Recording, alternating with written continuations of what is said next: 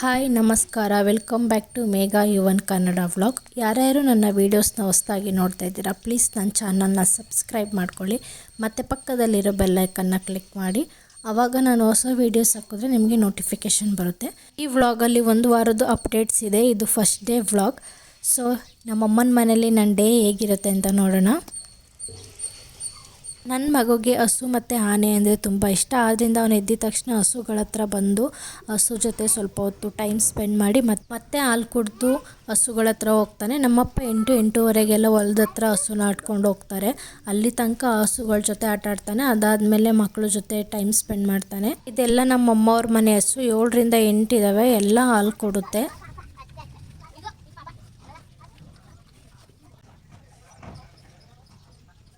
ನಮ್ಮ ಅಮ್ಮಂದು day start ಆಗೋದು ಬೆಳಗಿನ ಜಾವ 5 ಗಂಟೆಯಿಂದ.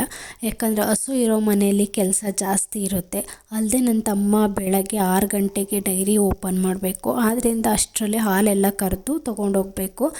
ಆದ್ದರಿಂದ ನಮ್ಮ ಅಮ್ಮನ ಡೇ ಸ್ಟಾರ್ಟ್ ಆಗೋದೇ 5 ಗಂಟೆಯಿಂದ. ಮತ್ತು ಅವ್ರು ಹಾಲು ಕರೆದು ಸಗಣಿ ಎಲ್ಲ ಬಾಚಿ ಒಳಗಡೆ ಬರೋಷ್ಟರಲ್ಲಿ 7 ಗಂಟೆ ಆಗಿರುತ್ತೆ. ಎಲ್ಲ ಕೆಲಸ ಮುಗಿಸ್ಕೊಂಡು ಬಂದು ಇವಾಗ ನಮ್ಮಮ್ಮ ಮೊಸರು ಕಡಿತಾ ಇದ್ದಾರೆ. ಇವರು ಬೆಳಗ್ಗೆನೇ ಕಡ್ದು ಬಿಡ್ತಾರೆ, ಬಿಸಿಲು ಬರೋಕ್ಕಿಂತ ಮುಂಚೆ. ಇಲ್ಲಾಂದರೆ ಸಂಜೆ ಬಿಸಿಲು ಹೋದ್ಮೇಲೆ ಮೊಸರು ಕಡಿತಾರೆ. ಯಾಕಂದರೆ ಬಿಸಿಲು ಟೈಮಲ್ಲಿ ಮೊಸರು ಕಡಿದ್ರೆ ಬೆಣ್ಣೆ ಜಾಸ್ತಿ ಬರಲ್ಲ ಅಂತ. ಈ ಊರ ಸೈಡ್ ಆಲ್ಮೋಸ್ಟ್ ಎಲ್ಲರೂ ಮಜ್ಜಿಗೆ ಅಂಡಲ್ಲೇ ಮೊಸರು ಕಡಿಯೋದು. ಯಾರೂ ಮಿಕ್ಸಿ ಆ ಥರ ಎಲ್ಲ ಯೂಸ್ ಮಾಡಲ್ಲ. ಇದು ನಮ್ಮ ಅಜ್ಜಿ ಕಾಲದಿಂದನೂ ಇದೆ. ಮತ್ತು ನಾನು ಯಾವಾಗಲೂ ನನ್ನ ಮಗನಿಗೆ ತುಪ್ಪನ ನಮ್ಮ ಅಮ್ಮನ ಮನೆಯಿಂದನೇ ತೊಗೊಂಡು ಹೋಗ್ತೀನಿ. ನನಗೆ ಹಸಿ ಬೆಣ್ಣೆ ಅಂದರೆ ತುಂಬ ಇಷ್ಟ. ಅದನ್ನು ಹಾಗೇನೂ ತಿಂತೀನಿ. ಬಿಸಿ ಅನ್ನಕ್ಕೆಲ್ಲ ಹಾಕ್ಕೊಂಡು ತಿನ್ನೋಕ್ಕೂ ನನಗಿಷ್ಟ. ಯಾಕಂದರೆ ಮೊದಲಿಂದ ಹಸಿ ಬೆಣ್ಣೆ ತಿಂದು ಅಭ್ಯಾಸ ಆಗಿಬಿಟ್ಟು ಈಗ ಅದನ್ನು ಬಿಡೋಕ್ಕಾಗಲ್ಲ. ಒಂದು ಸೈಡು ತುಪ್ಪ ಮಾಡೋಕ್ಕಿಟ್ಟು ಇನ್ನೊಂದು ಸೈಡು ತಿಂಡಿ ಮಾಡ್ತಾಯಿದ್ದಾರೆ. ತಿಂಡಿಗೆ ಅಕ್ಕಿ ರೊಟ್ಟಿ ಮತ್ತು ಮೆಣಸಿನ್ಕಾಯಿ ಪಲ್ಯ ಮಾಡ್ತಿದ್ದಾರೆ. ನನಗೆ ಅಕ್ಕಿ ರೊಟ್ಟಿ ಮತ್ತು ಮೆಣಸಿನ್ಕಾಯಿ ಪಲ್ಯ ತುಂಬ ಇಷ್ಟ. ಇನ್ನೊಂದು ಹುಳಿ ಚಿಂಕ ಅಂತಲೂ ಮಾಡ್ತಾರೆ, ಅದು ತುಂಬ ಇಷ್ಟ. ಅದಲ್ಲದೆ ಈ ಚಳಿಗೆ ಮೆಣಸಿನ್ಕಾಯಿ ಪಲ್ಯ ತಿಂತಾಯಿದ್ರೆ ಸಖತ್ತಾಗಿರುತ್ತೆ. ಅದಲ್ಲದೆ ಹಸಿ ಬೆಣ್ಣೆ ಈಗ ಕಡ್ದಿದ್ದಾರೆ, ಆದ್ದರಿಂದ ಕಾಂಬಿನೇಷನ್ ಚೆನ್ನಾಗಿರುತ್ತೆ. ಅಮ್ಮ ತಿಂಡಿ ಕೊಟ್ಟಿದ್ದಾರೆ. ಇವಾಗ ನಾನು ತಿಂಡಿ ತಿಂದು ಹಾಗೇ ಲಡ್ಡುಗೂ ತಿಂಡಿ ತಿನ್ನಿಸಿ ಇವಾಗ ಹೊರಗಡೆ ಹೋಗೋ ಪ್ಲ್ಯಾನ್ ಇದೆ. ಅದರಿಂದ ಹೊರಡಬೇಕು. ಇವರು ನಮ್ಮ ಮನೆ ಪಕ್ಕದ ಮನೆಯಲ್ಲಿರೋ ಅಜ್ಜಿ. ನೆನ್ನೆ ನಾವು ಬಂದಿರೋದು ನೋಡಿರಲಿಲ್ಲ ಅಂತ ಅಂದ್ಬಿಟ್ಟು ಈಗ ಗೊತ್ತಾಗಿ ಮಾತಾಡ್ಸೋಕ್ಕೆ ಬಂದಿದ್ದಾರೆ. ಇವರು ಇವಾಗ 98 ವರ್ಷ. ಈಗಲೂ ಕೂಡ ಇವರು ಹಾಲು ಬಿಟ್ಟು ಟೀ ಕಾಫಿ ಏನೂ ಕುಡಿಯಲ್ಲ. ಆದ್ದರಿಂದ ಎಷ್ಟು ಸ್ಟ್ರಾಂಗ್ ಆಗಿದ್ದಾರೆ ನೋಡಿ ಈ ಅಜ್ಜಿ. ಹೊರಗಡೆ ಹೋಗೋ ಪ್ಲ್ಯಾನ್ ಇರೋದ್ರಿಂದ ಅವನಿಗೆ ಸ್ನಾನ ಮಾಡಿಸಿ ಕರ್ಕೊಂಡು ಬಂದೆ. ಅಷ್ಟರಲ್ಲಿ ನಮ್ಮ ಅಕ್ಕನ ಮಗಳು ಊರಿಂದ ಬಂದಿದ್ಲು. ಅವಳ ಜೊತೆ ಆಟ ಆಡ್ತಾ ಇದ್ದ. ನಾನು ರೆಡಿ ಮಾಡ್ತೀನಿ ಅಂದ್ರೂ ರೆಡಿ ಮಾಡಿಸ್ಕೊಳ್ತಾ ಇರಲಿಲ್ಲ. ಅವನು ಅವಳಿಗೆ ರೆಡಿ ಮಾಡ್ತಾ ಇದ್ದ. ಕೈ ಇಡಿ ಹಾಕು.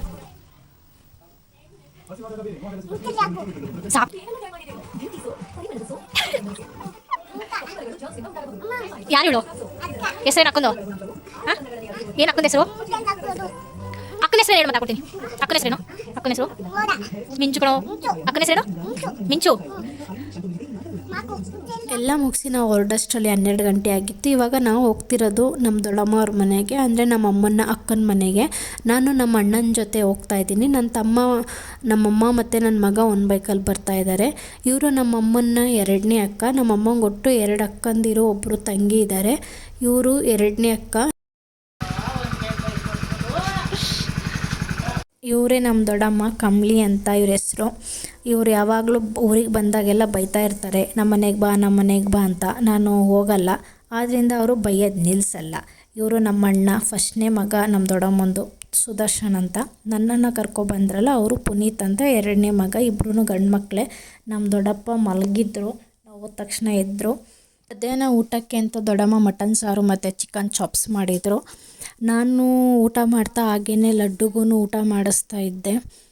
ಒಬ್ಬರೇ ಊಟ ಮಾಡೋದಾದರೆ ಬೇಗ ಊಟ ಮಾಡ್ಬೋದು. ಈ ಮಕ್ಕಳಿಗೆ ಊಟ ಮಾಡಿಸ್ಕೊಂಡು ತಿನ್ನೋದು ಅಂದರೆ ಮೊದಲೇ ನಾನು ನಿಧಾನ, ಅದರಲ್ಲಿ ಇನ್ನೂ ನಿಧಾನ.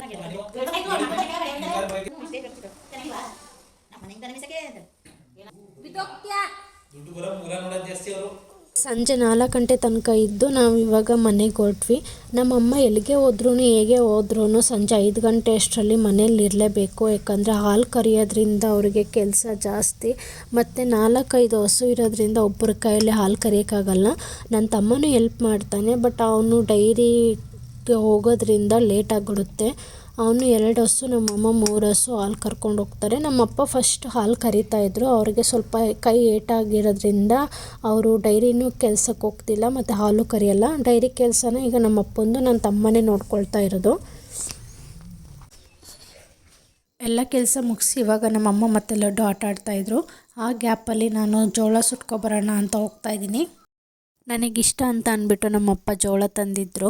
ನನಗೆ ಸುಟ್ಕೊಂಡು ತಿನ್ನೋದು ಇಷ್ಟ, ಬೇಯಿಸ್ಕೊಂಡೆಲ್ಲ ತಿನ್ನೋದಕ್ಕೆ ಇಷ್ಟ ಆಗೋಲ್ಲ. ಮತ್ತು ನನಗೆ ಏನೇನು ಇಷ್ಟ ಅದನ್ನು ನಾನು ಬಂದಾಗೆಲ್ಲ ನಮ್ಮಪ್ಪ ತಂದಿಡ್ತಾ ಇರ್ತಾರೆ. ಈಗ ಮಳೆ ಟೈಮಲ್ಲೆಲ್ಲ ಬಂದರೆ ಅಣಬೆ, ಆಮೇಲೆ ಈ ಥರ ಜೋಳ ಸೀಸನಲ್ಲಿ ಬಂದರೆ ಜೋಳ ತಂದಿಟ್ಟಿರ್ತಾರೆ. ಮತ್ತು ಬಿದ್ರು ಕಳ್ಳೆ ಇದೆಲ್ಲ ತಂದು ಇಟ್ಟಿರ್ತಾರೆ. ನಾನು ಜೋಳನ ಈ ಥರ ಬೆಂಕಿಲಿ ಸುಟ್ಕೊಂಡು ತಿನ್ನೋದೇ ಮಜನೇ ಬೇರೆ. ಬಟ್ ಒಂದೊಂದ್ಸಲ ಬೆಂಕಿ ಇಲ್ಲ ಅಂತಂದರೆ ಗ್ಯಾಸಲ್ಲಿ ಸುಡ್ತೀನಿ, ಆವಾಗ ಅದು ಟೇಸ್ಟ್ ಇರಲ್ಲ ಅಷ್ಟು. ನಾನು ಟ್ರೈ ಮಾಡಿದ್ದೀನಿ, ಒಲೆಯಲ್ಲೂ ಸುಟ್ಟಿದ್ದೀನಿ, ಗ್ಯಾಸಲ್ಲೂ ಸುಟ್ಟಿದ್ದೀನಿ. ಬಟ್ ಒಲೆಯಲ್ಲಿ ಟೇಸ್ಟ್ ಸಿಗೋದಷ್ಟು ಗ್ಯಾಸಲ್ಲಿ ಸಿಗಲ್ಲ. ಇದು ನೆಕ್ಸ್ಟ್ ಡೇ ವ್ಲಾಗು. ಹಿಂದಿನ ವ್ಲಾಗಲ್ಲಿ ಫುಲ್ ವೀಡಿಯೋ ಮಾಡೋಕ್ಕಾಗಲಿಲ್ಲ, ಸೊ ಅದರಿಂದ ಅದು ಅಲ್ಲಿಗೆ ಸ್ಟಾಪ್ ಮಾಡಿದೆ. ಇದು ನೆಕ್ಸ್ಟ್ ಡೇ ವ್ಲಾಗು. ಇವಾಗ ಬೆಳಗ್ಗೆಯಿಂದ ಸ್ಟಾರ್ಟ್ ಮಾಡಿದ್ದೀನಿ. ಮಗ ಬೆಳಗ್ಗೆನೇ ಚಿಕ್ಕಿ ಮನೆಗೆ ಹೋಗೋಣ ಅಂತ ಅಳ್ತಾ ಇದ್ದ, ಆದ್ದರಿಂದ ನಮ್ಮ ಚಿಕ್ಕಪ್ಪನ ಮನೆಗೆ ಬಂದಿದ್ದೀನಿ. ಇದು ನಮ್ಮಪ್ಪನ ತಮ್ಮನ ಮನೆ, ನಮ್ಮ ಮನೆ ಪಕ್ಕದಲ್ಲೇ ಇರೋದು ಇವ್ರ ಮನೆ. ನನ್ನ ತಂಗಿ ಬೆಳಗ್ಗೆನೇ ಎದ್ದು ಮನೆ ಎಲ್ಲ ಕ್ಲೀನ್ ಮಾಡಿ ಪೂಜೆ ಮಾಡ್ತಿದ್ದಾಳೆ. ಅವಳಿಗೆ ಮುಖ ತೋರ್ಸೋಕೆ ಇಷ್ಟ ಇಲ್ವಂತ, ಅದರಿಂದ ಮುಖ ಮುಚ್ಕೊಂಡಿದ್ದಾಳೆ. ಇವರಿಗೆ 2 ಹೆಣ್ಮಕ್ಳೇ. ಇವಳ ಹೆಸರು ಪ್ರಿಯಾ, ಇನ್ನೊಬ್ಳು ದೊಡ್ಡವಳು ಪೂಜಾ ಅಂತ. ಅವಳು ಮೈಸೂರಲ್ಲಿ ಬ್ಲೌಸ್ದು ಹ್ಯಾಂಡ್ ವರ್ಕು ಮತ್ತು ಡಿಸೈನ್ ವರ್ಕು ಕೋರ್ಸಿಗೆ ಹೋಗಿದ್ದಾಳೆ. ಅವಳು ವಾರದಲ್ಲಿ 3 ದಿನ ಮಾತ್ರ ಮನೆಯಲ್ಲಿರೋದು. ಮಗನಿಗೆ ಚಿಕ್ಕಿನ ಮುಖ ತೋರಿಸಿ ನಾನು ಮನೆಗೆ ಕರ್ಕೊಂಡು ಹೋದೆ. ನಮ್ಮಮ್ಮ ಅಷ್ಟರಲ್ಲಿ ಚಪಾತಿ ಮತ್ತು ಆಲೂಗೆಡ್ಡೆ ಪಲ್ಯ ಮಾಡಿದರು. ನನ್ನ ಮಗನಿಗೆ ಚಪಾತಿ ನಾನು ತಿನ್ನಿಸಲ್ಲ, ಅದರಿಂದ ಅವನಿಗೆ ಉಪ್ಪಿಟ್ಟು ಮಾಡಿದರು. ನಾನು ಚಪಾತಿ ತಿಂದು ಅವನಿಗೆ ಉಪ್ಪಿಟ್ಟು ತಿನ್ನಿಸಿದೆ. ಇವತ್ತು ಪಿರಿಯಾಪಟ್ಟಣದಲ್ಲಿ ಸ್ವಲ್ಪ ಕೆಲಸ ಇತ್ತು ಮತ್ತು ನಮ್ಮಮ್ಮ ಹಾಸ್ಪಿಟಲ್ಗೆ ಬೇರೆ ಹೋಗಬೇಕಾಗಿತ್ತು. ಆದ್ದರಿಂದ ನಾನು, ಲಡ್ಡು ಮತ್ತು ನಮ್ಮಮ್ಮ ರೆಡಿಯಾಗಿದ್ವಿ. ನನ್ನ ತಮ್ಮ ನಮ್ಮನ್ನು ಬೈಕಲ್ಲಿ ಹುಣಸೋಡಿ ಸರ್ಕಲ್ಗೆ ಡ್ರಾಪ್ ಮಾಡ್ದ. ಇಲ್ಲಿಂದ ಪಿರಿಯಾಪಟ್ಟಣ 8 ಕಿಲೋಮೀಟರ್ ಇದೆ. ನಾವು ಬಸ್ಸಲ್ಲಾದರೂ ಹೋಗ್ಬೋದು, ಆಟೋದಲ್ಲಾದ್ರೂ ಹೋಗ್ಬೋದು. ಬಸ್ಸು ಸ್ವಲ್ಪ ಲೇಟ್ ಆಯಿತು ಅಂತ ಅಂದ್ಬಿಟ್ಟು ಆಟೋದಲ್ಲೇ ಹೊರಟ್ವಿ. ಹಾಸ್ಪಿಟಲ್ ಹತ್ರ ಬಂದ್ವಿ. ಹಾಸ್ಪಿಟಲ್ಗೆ ಏನಕ್ಕೆ ಅಂದರೆ ನಮ್ಮ ಅಮ್ಮಂಗೆ ಬಲಗೈ ತುಂಬ ಪೇಯ್ನ್ ಇದೆ. ಅವರು ತುಂಬ ಹಾಸ್ಪಿಟಲ್ ತೋರಿಸಿದ್ದಾರೆ, ಕುಶಾಲನಗರ, ಮಡಿಕೇರಿ. ಇವಾಗ ಇದು ಫೈನಲ್ ಯಾರೋ ಹೇಳಿದ್ದಾರೆ ಅಂತ ಇದು ಹೊಸ ಹಾಸ್ಪಿಟಲ್ ಅಂತ ಬಂದಿದ್ದಾರೆ. ಬಟ್ ಅದು ಹಾಲು ಕರಿಯೋದ್ರಿಂದ ಅವ್ರಿಗೆ ಪೇಯ್ನ್ ಕಡಿಮೆ ಆಗೋಲ್ಲ. ಎಲ್ಲ ಡಾಕ್ಟ್ರು ಹೇಳ್ತಿರೋದು ಹಾಲು ಕರಿಯೋದು ನಿಲ್ಲಿಸಿ ಅಂತ. ಹಾಗೆ ಮನೆ ಕೆಲಸನೂ ಇರುತ್ತೆ, ಆದ್ದರಿಂದ ಅವರಿಗೆ ಪೇಯ್ನ್ ಕಡಿಮೆ ಆಗ್ತಿಲ್ಲ. ನೋಡಬೇಕು ಈ ಹಾಸ್ಪಿಟಲಿಂದ ಏನಾದರೂ ನೋವು ಕಡಿಮೆ ಆಗುತ್ತಾ ಅಂತ ಅಂದ್ಬಿಟ್ಟು. ಮತ್ತು ಅಲ್ಲಿಂದ ನೆಕ್ಸ್ಟು ಗೋಲ್ಡ್ ಶಾಪಿಗೆ ಹೋದ್ವಿ. ಯಾಕಂದರೆ ನನ್ನ ಮಗಂದು ಇಯರಿಂಗ್ ಚೇಂಜ್ ಮಾಡೋಣ ಅಂತ ತುಂಬ ದಿನದಿಂದ ಪ್ಲ್ಯಾನ್ ಮಾಡಿದ್ದೆ, ಬಟ್ ಟೈಮ್ ಸಿಗ್ತಾ ಇರಲಿಲ್ಲ. ಈಗ ಟೈಮ್ ಬಂದಿದೆ, ಆದ್ದರಿಂದ ನಮ್ಮಮ್ಮನ ಜೊತೆ ಬಂದಿದ್ನಲ್ಲ ಅಂತ ಅಂದ್ಬಿಟ್ಟು ಹಾಗೆ ಚೇಂಜ್ ಮಾಡ್ಕೊಂಡು ಹೋಗೋಣ. ನೆಕ್ಸ್ಟು ನಾಳೆ ಅಂದರೆ ಆಗಲ್ಲ ಅಂತ ಅಂದ್ಬಿಟ್ಟು ಇಯರಿಂಗ್ಸ್ನ ನೋಡ್ತಾ ಇದ್ದೆ. ಈ ಇಯರಿಂಗ್ಸ್ ತೊಗೊಂಡೆ. ಈ ಇಯರಿಂಗ್ಸ್ ಒಂದಕ್ಕೆ 500 ಅಂತ ಹೇಳಿದ್ರು. ಈಗಿನ ಗೋಲ್ಡ್ ರೇಟಿಗೆ ಮಾತು ಕೊಡೋದಕ್ಕಾಗಲ್ಲ, ಏನೂ ಮಾಡೋಕ್ಕಾಗಲ್ಲ. ಹಾಕಬೇಕು ಅಂತ ಅನ್ಸ್ಮೇಲೆ ಹಾಕಲೇಬೇಕಲ್ವ. ಆದ್ದರಿಂದ ಸ್ವಲ್ಪ ಬಾರ್ಗಿನ್ ಮಾಡಿ 400 ಕೊಟ್ಟು ತೊಗೊಂಡೆ. 2 ಕಿವಿಗೂ ಚೇಂಜ್ ಮಾಡಿದ್ದೀನಿ.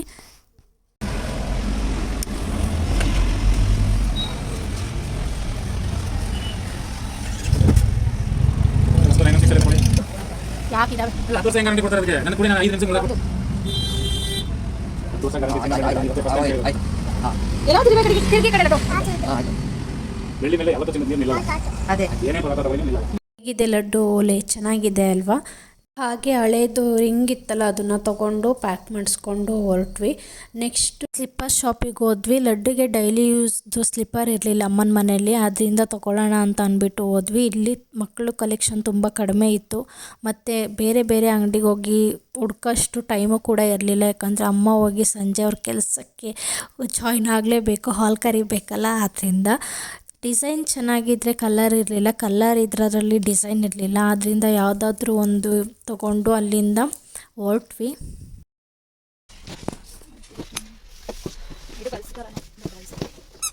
ಎಲ್ಲ ಮುಗಿಸಿ ಮನೆಗೆ ಬರೋಷ್ಟರಲ್ಲಿ 5:30 ಆಗಿತ್ತು. ನಮ್ಮಮ್ಮ ಮಾಮೂಲಿ ಅವ್ರ ಕೆಲಸ ಎಲ್ಲ ಹಾಲು ಕರೆದೆಲ್ಲ ಮುಗಿಸಿ ರಾತ್ರಿ ಊಟಕ್ಕೆ ಸೊಪ್ಪು ಮತ್ತು ಹಸಿ ಅವರೆಕಾಯಿ ಹಾಕಿ ಸೊಪ್ಪಿನ ಸಾರು ಮಾಡಿದರು. ಇದಕ್ಕೆ ಮುದ್ದೆ ಅನ್ನ ಊಟ ಮಾಡಿ ಮಲ್ಕೊಂಡ್ವಿ.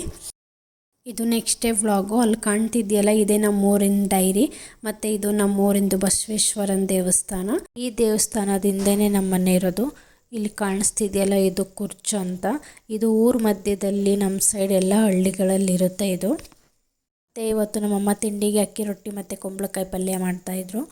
ಸಿಂಪಲ್ಲಾಗಿ ಕುಂಬಳಕಾಯಿ ಪಲ್ಯ ಮಾಡೋದು. ಮಾಮೂಲಿ ಒಗ್ಗರಣೆಗೆ ಎಣ್ಣೆ, ಸಾಸಿವೆ, ಈರುಳ್ಳಿ, ಮೆಣಸಿನ್ಕಾಯಿ, ಕರಿಬೇವು ಎಲ್ಲ ಹಾಕಿ ಎಲ್ಲ ಫ್ರೈ ಆದಮೇಲೆ ಕುಂಬಳಕಾಯಿ ಹಾಕ್ತಾರೆ. ಆಮೇಲೆ ಸ್ವಲ್ಪ ಉಪ್ಪು ಹಾಕಿ ನೀರು ಹಾಕಿ ಬೇಯಿಸ್ತಾರೆ. ಇದಿಷ್ಟೇ, ಸಿಂಪಲ್ಲಾಗಿರುತ್ತೆ, ಚೆನ್ನಾಗಿರುತ್ತೆ. ಒಂದೊಂದು ಕಡೆ ಇದ್ರದ್ದು ಪಾಯಸ ಕೂಡ ಮಾಡ್ತಾರೆ. ನಾವು ಪಾಯಸ ಎಲ್ಲ ಮಾಡಲ್ಲ, ಕುಂಬಳಕಾಯಿ ಪಲ್ಯ ಅಷ್ಟೇ. ನಮ್ಮ ಹಸ್ಬೆಂಡ್ ಊರ ಸೈಡು ಕುಂಬಳಕಾಯಿ ಪಾಯಸ ಅಂತಲೂ ಮಾಡ್ತಾರೆ. ಹಾಗೆ ನಮ್ಮ ದೊಡ್ಡಮ್ಮ ಅವ್ರ ಮನೆ ಹಸು ಕರು ಹಾಕಿತ್ತು ಅಂತ ಅಂದ್ಬಿಟ್ಟು ಅವರು ಗಿಣ್ಣು ಮಾಡಿದರು. ಬೆಳಗ್ಗೆನೇ ಗಿಣ್ಣು ತಂದು ಕೊಟ್ಟಿದ್ರು. ಅದನ್ನು ರೊಟ್ಟಿಗೂ ತಿನ್ನೋರು ತಿಂತಾರೆ. ನಾನು ರೊಟ್ಟಿಗೆಲ್ಲ ತಿನ್ನಲ್ಲ, ಹಾಗೇ ತಿನ್ನೋಕ್ಕೆ ಇಷ್ಟಪಡ್ತೀನಿ. ಹಾಗೆ ತಿಂಡಿ ತಿಂದು ನಾನು ಮತ್ತು ನನ್ನ ತಂಗಿ ಹಾಲಿನ ಡೈರಿಗೆ ಹೋಗಬೇಕು ಅಂತ ಅಂದ್ಕೊಂಡ್ವಿ. ಯಾಕಂದರೆ ನಮ್ಮ ವೆಯ್ಟ್ ಚೆಕ್ ಮಾಡೋ ಮಿಷಿನು ಡೈರಿಲಿದೆ, ಆದ್ದರಿಂದ ಅಲ್ಲಿಗೆ ಹೋಗೋಣ ಅಂತ ಅಂದ್ಕೊಂಡ್ವಿ. ಅಷ್ಟರಲ್ಲಿ ಹಾಲಿಂದು ಟ್ಯಾಂಕರ್ ಬಂತು. ಅದು ಲೋಡ್ ಮಾಡಿ ಹೋಗೋ ಅಷ್ಟರಲ್ಲಿ ಅರ್ಧ ಗಂಟೆ ಆಗುತ್ತೆ. ಅದಕ್ಕೆ ಅಲ್ಲೇ ನಿಂತ್ಕೊಂಡು ವೆಯ್ಟ್ ಮಾಡ್ತಿದ್ವಿ, ಎಷ್ಟು ಗಂಟೆಗೆ ಹೋಗುತ್ತೆ ಅಂತ ಅಂದ್ಬಿಟ್ಟು.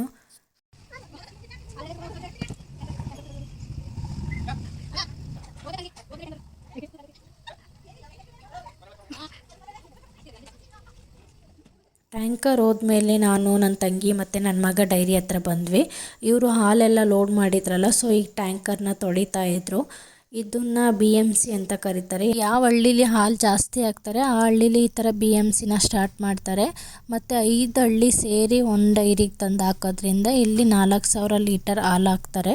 ಈಗ ಡೈರಿಲಿ ಸಿಸ್ಟಮ್ ಯೂಸ್ ಮಾಡೋದ್ರಿಂದ ಇವರಿಗೆ ಪೇಮೆಂಟ್ ಮಾಡೋದು ಅಷ್ಟೇನು ಕಷ್ಟ ಅಂತ ಅನಿಸಲ್ಲ. ಮೊದಲಾದರೆ ಬುಕ್ಕಲ್ಲಿ ಬರೆದು 1 ತಿಂಗಳದೆಲ್ಲನೂ ಟ್ಯಾಲಿ ಮಾಡಿ ಕೊಡಬೇಕಾಗಿತ್ತು. ನಾನು ರಜಕ್ಕೆ ಅಂತ ಬಂದರೆ ನಮ್ಮಪ್ಪ ನನ್ನನ್ನು ಪೇಮೆಂಟ್ ಬರೆಯೋಕ್ಕೆ ಅಂತಲೇ ಬಿಟ್ಬಿಡ್ತಿದ್ರು. ನನಗೆ ಅದಕ್ಕೆ ನಮ್ಮಪ್ಪನ ಜೊತೆ ತುಂಬ ಜಗಳ ಮಾಡಿದ್ದೀನಿ.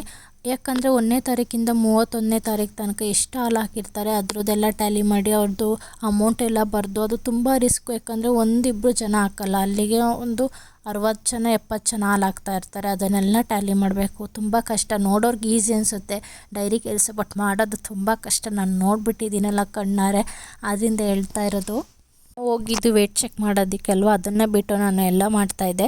ಸೊ ಅದಕ್ಕೆ ಅಂತ ಈಗ ವೆಯ್ಟ್ ಚೆಕ್ ಮಾಡೋಣ ಅಂತ ಹೋದ್ವಿ. ನನ್ನ ಮಗ 12 kg ಇದ್ದ, ನನ್ನ ತಂಗಿ 44.5 ಇದ್ಲು, ನಾನು 50 kg ಇದ್ದೀನಿ.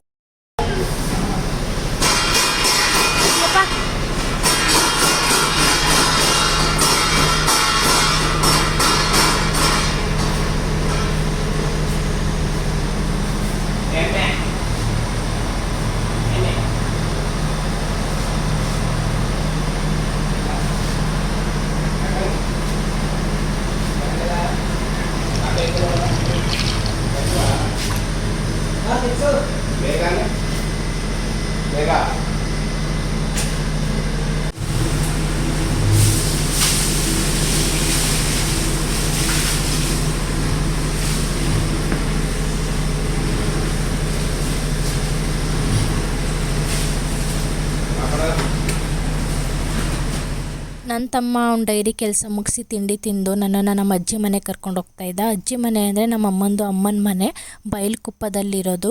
ನಾನು ಚಿಕ್ಕದ್ರಿಂದ ಇಲ್ಲೇ ಬೆಳೆದಿರೋದು, 7th ತನಕ ಇಲ್ಲೇ ಓದಿದ್ದೆ. ಇದು ನಮ್ಮ ಮಾವನ ಮನೆ, 2ನೇ ಮಾವನ ಮನೆ. ಒಳಗಡೆ ಎಂಟ್ರಿ ಆದ ತಕ್ಷಣ ನಮ್ಮ ಮಾವನ ಮಗಳು ನಮ್ಮನ್ನ ವೆಲ್ಕಮ್ ಮಾಡಿಕೊಂಡ್ಳು.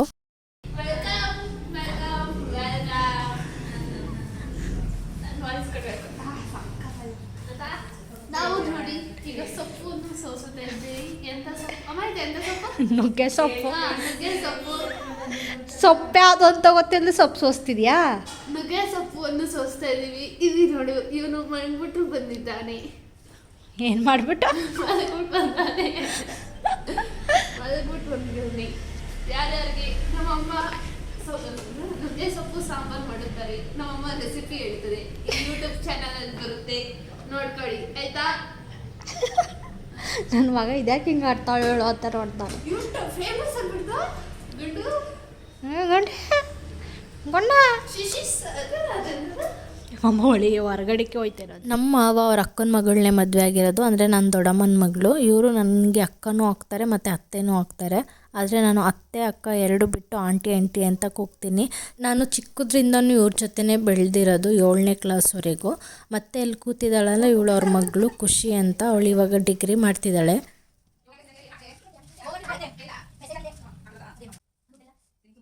ಆಂಟಿ ಜೊತೆ ಮಾತಾಡ್ತಾ ಕೂತಿದ್ದೆ. ಹಾಗೆ ಅವ್ರ ಮನೆಗೆ ಸಂಡೇ ಗೆಸ್ಟ್ ಒಬ್ಬರು ಬಂದಿದ್ದರು. ಇವರು ಸಂಡೇ ಮಾತ್ರ ಬರೋದಂತೆ, ಇನ್ನು ಬಾಕಿ ಟೈಮಲ್ಲಿ ಬರಲ್ವಂತೆ. ಇದು ನಾನು ಏನು ಮಿಮಿಕ್ರಿ ಮಾಡ್ತಾಯಿದ್ದೆ ಅದನ್ನು ಮಾಡ್ತಾಯಿತ್ತು.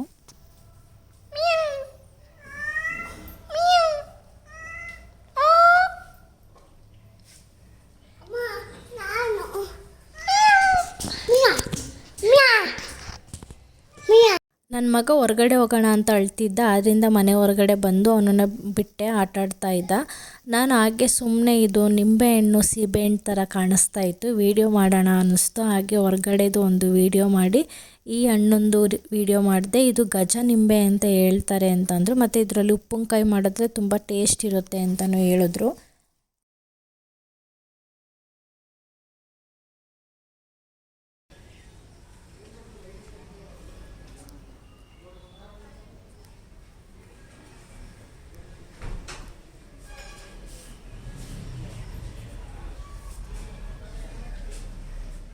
ಮಧ್ಯಾಹ್ನ ಊಟಕ್ಕೆ ಅಂತ ಅಂದ್ಬಿಟ್ಟು ಆಂಟಿ ಚಿಕನ್ ಚಾಪ್ಸು, ನುಗ್ಗೆ ಸೊಪ್ಪಿನ ಸಾರು, ನುಗ್ಗೆ ಸೊಪ್ಪಿನ ಪಲ್ಯ ಮತ್ತು ಮುದ್ದೆ, ಅನ್ನ ಎಲ್ಲ ಮಾಡಿದರು.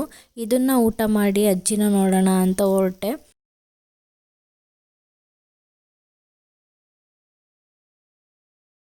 ನಮ್ಮ ಮಾವಂದಿರಿಬ್ಬರು ಮನೆ ಕಟ್ತಾಯಿದ್ರು, ಸೊ ಅದನ್ನು ಒಂದು ಸಲ ನೋಡ್ಕೊಂಡು ಹೋಗೋಣ ಅಂತ ಅಂದ್ಬಿಟ್ಟು ಮನೆ ನೋಡೋಕ್ಕೆ ಬಂದೆ.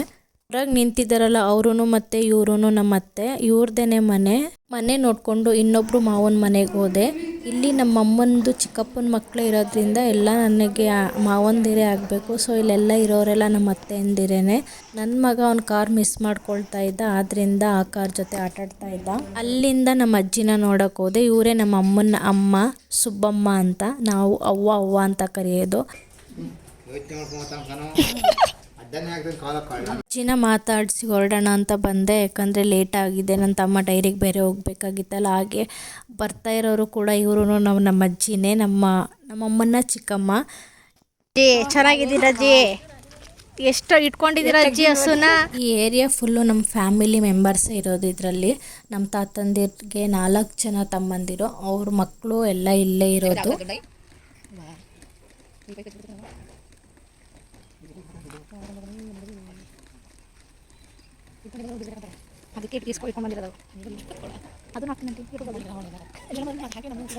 ಯಾರಾದರೂ ಬೈಲ್ಕೊಪ್ಪ ನಿಯರ್ ಸೈಟ್ ತೊಗೊಳ್ಳೋ ಪ್ಲ್ಯಾನ್ ಇದ್ದರೆ ಬೈಲ್ಕೊಪ್ಪದಲ್ಲಿ ಸುಬ್ಬೇಗೌಡ ಲೇಔಟ್ ಅಂತ ಇದೆ, ಅಲ್ಲಿ ಸರ್ಚ್ ಮಾಡಿ ಸಿಗುತ್ತೆ. ಆ್ಯಂಡ್ ಇವರು ನಮ್ಮ ಅತ್ತೆ, ಇವರು 3ನೇ ಅತ್ತೆ. ಅಲ್ಲಿ ಎಲ್ಲರಿಗೂ ಬಾಯ್ ಹೇಳಿ ಮತ್ತು ನಮ್ಮ ಪೂರ್ಣಿಮಂಟಿ ಮನೆ ಹತ್ರ ಬಂದೆ. ಆಂಟಿ ಹಾಲು ಮತ್ತು ಟೀ ಇಟ್ಟಿದ್ರು.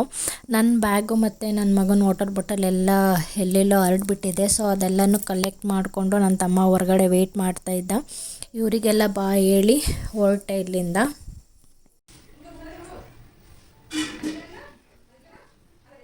ಮನೆಗೆ ಬರೋಷ್ಟರಲ್ಲಿ ನನ್ನ ತಂಗಿ ಮೈಸೂರಿಂದ ಬಂದಿದ್ಲು. ಅವಳು ಟೈಲರಿಂಗ್ ಮಾಡೋದ್ರಲ್ಲಿ ಬ್ಯುಸಿಯಾಗಿದ್ಲು. ಆದರೆ ನನ್ನ ಮಗ ನಾನು ಟೈಲರಿಂಗ್ ಮಾಡ್ತೀನಿ ಅಂತ ಅಂದ್ಬಿಟ್ಟು ಅವಳ ಜೊತೆ ಕೂತ್ಕೊಂಡು ಟೈಲರಿಂಗ್ ಮಾಡ್ತಾಯಿದ್ದಾನೆ.